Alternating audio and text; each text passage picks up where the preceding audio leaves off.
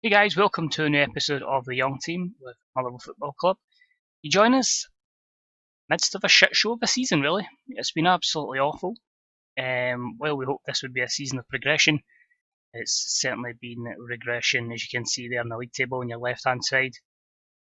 We're not in a good place. And even more interesting was this episode was going to be against Hibs, but I just felt like Hibs were going to absolutely hammer us, and we pulled out a shock win. So think how bad a position we were in for that. And today is pretty much a 6-pointer. You can close the gap right up to Kilmarnock, 3-point gap, or they can pretty much send themselves away. But even right now, top 6 looks like it's a miracle away, and we just can't seem to sell anyone. So it's just not good. The young players haven't progressed as quickly as I hoped, and it's just been bleh, if I could sum it up. So you can see there, since you last joined us for that horrible game against Aberdeen, you've mustered 2 wins and 2 draws in that time, and a lot of defeats.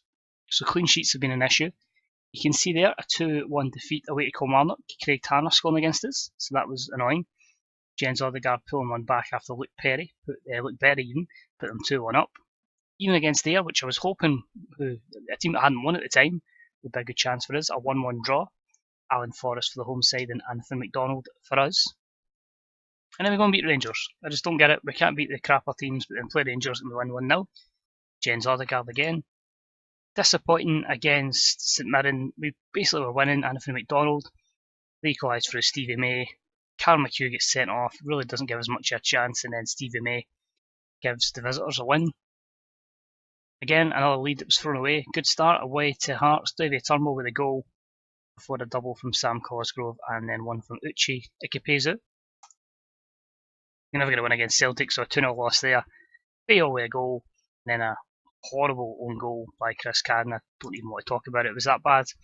And then, just falling apart, taking on Dundee, 2-1 up after going 1-0 down. As you can see, Turnbull with a double for us, and then Jack Waddle with a double for the visitors. For Chidozie Ogbeni got a double, and yeah, just killed it off in injury time. Hamilton at home, they took their lead through David De Gea. And then Mitch Clark gave us a lot of optimism. Nice wee drive from outside the box before Alan Campbell was sent off, and that put really paid to any chance we had of winning the match. And then hopes dashed again. Drew Wright with the opener for St Johnstone. Odegaard with the equaliser. Brad Lyons makes it 2-1. Odegaard equalises to 2-2 before Tony Watt breaks our hearts and 3-2 to the home side. And then talking about people coming back to haunt us, obviously previously we had Craig Tanner, now it was Kuhn Tizmenkov, 2 goals in the first 25 minutes. Mitch Clark again from fullback with a consolation, but it was the former Leeds man pretty much saying, why did you not play me at Leeds, who done the job and made it 2-0 at the time to the home side, and of course 2-1 overall. And last but not least, that game against Hibs, we somehow mustered a 1-0 win. We held on, and it will be that team again that will play today as we hope to try and go 2 back-to-back wins, because 5 games left in this month could change a lot of things. A couple of wins and then we look alright. If we start getting bad results, if Ayr beat us, then it could be curtains. It's certainly not a season I'd expected. I expected us to be pushing for top 6, but we desperately need to be booting people out, hoping the younger players are ready to progress quicker and go for there. That's how, if you remember Scott Thompson, he's out on loan. I just felt like best decision. Ross County wanted him. There's a chance of playing at the top end of the championship. Hopefully comes back with a lot of goals and developed into a first team player. So yeah, to look forward to, and Albion Rovers in the 4th round of the Scottish Cup. I just actually want to check that. So you can see there are quite a few of them out on loan. I think see Scott Thompson. 7 games, 3 goals, so steadily improving, and you'd like to hope when he comes back he'll be first team ready, so that's one we're hoping for. Other ones out in there, the loan Ross Stewart you'd expect, really progressing, he'll be ready for next year.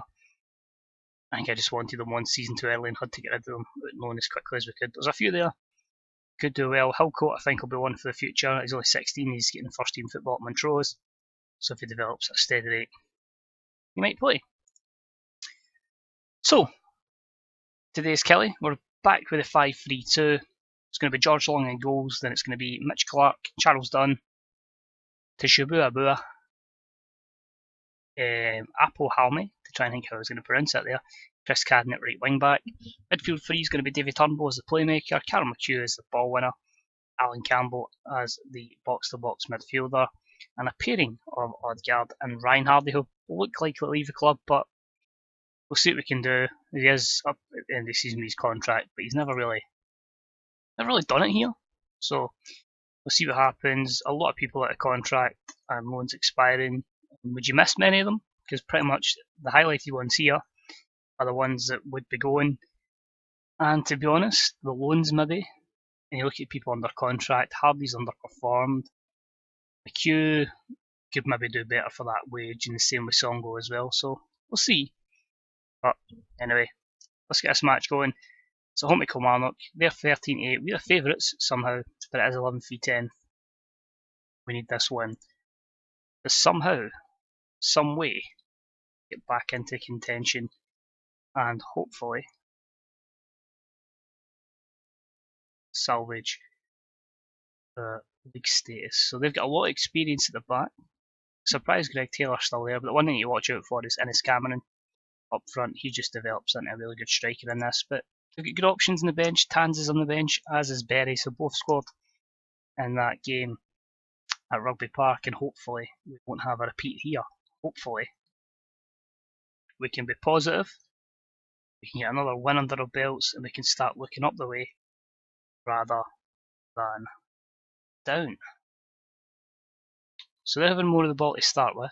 It's interesting, and I thought, it's a good trio we've got in midfield, Campbell, McHugh and Turnbull, but we are trying to go a bit more direct, get the ball in the Odegaard, and then hopefully that can free up Ryan Hardy in behind him. It's Hearts take a 2-0 lead over Ayr, so that's good as well because it keeps that gap, even a point keeps us ahead of Ayr, but we can't be looking to just not finish bottom. We need to be looking higher and not even be in this playoff. Campbell with the ball in, Odegaard, oh, it's a good chance.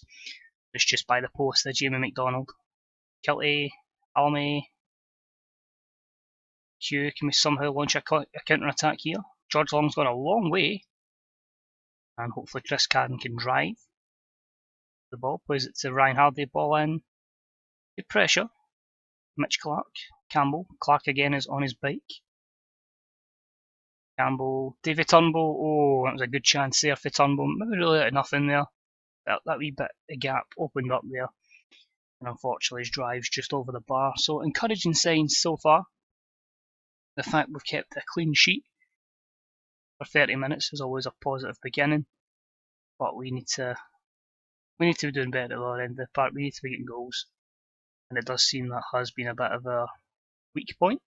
As you can see there, a 6.4.